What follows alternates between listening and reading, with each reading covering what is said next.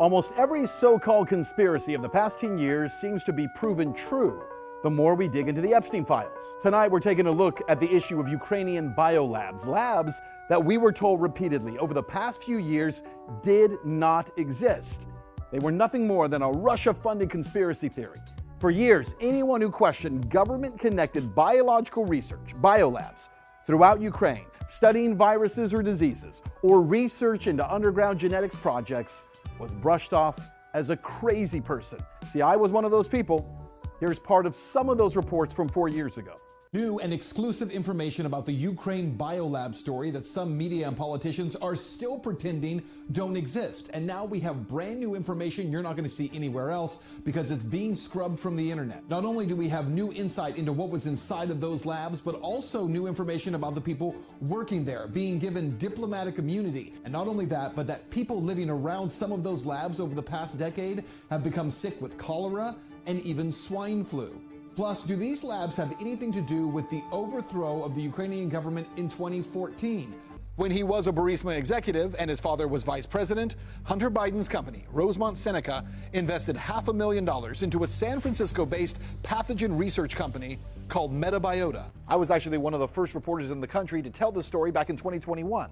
Hunter Biden introduced Metabiota to Burisma officials to negotiate the establishment of biolabs in Ukraine.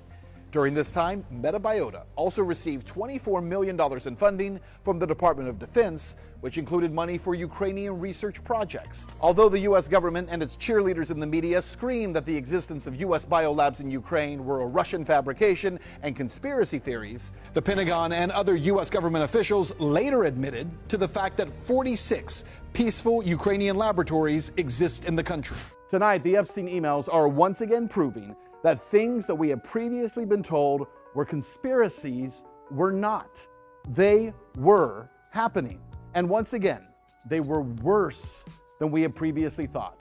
So much worse. Look at this. Emails show Epstein was heavily involved in Ukrainian biolabs, discussing do-it-yourself genetic experiments, including embryo implantation, sperm modification, and so-called biohacking with scientists. Now, consider what we're seeing here. These experiments include sperm modification? Like, modified to do what? We don't know. What was Epstein and his donors trying to create? See, there's another email that gives us maybe some insight into that. These detail plans for a proposed designer baby project, outlining funding needs and development strategies. The goal here, according to the email, to move from small-scale garage biology to the first live birth of a genetically designed human, or even a human clone, within just 5 years.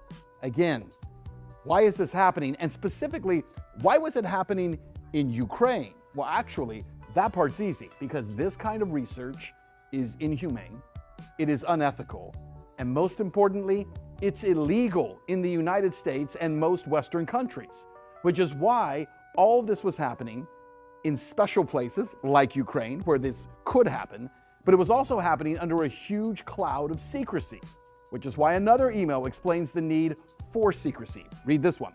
Emails discuss whether financial backers would only participate if they were guaranteed that they could remain totally anonymous, fearing public exposure and massive reputational damage. So now the question, was Epstein simply running a criminal pedophile network? Clearly not. He was also pursuing radical human genetic experiments with global implications. And if these projects were real, and they certainly were, where would they happen? Remember this statement under oath 4 years ago from then Undersecretary of State Victoria Nuland. Does Ukraine have chemical or biological weapons? Ukraine has biological research facilities, which, in fact, we are now quite concerned Russian troops, Russian forces may be seeking this classic Russian technique to blame on the other guy what they're planning to do themselves. Again, at that time, questions about secret biolab activity were quickly dismissed as Russian disinformation. But now, in the light of Epstein's documented interest in genetic experimentation and his clear use of biolabs in Ukraine to carry it out, this is not a conspiracy anymore.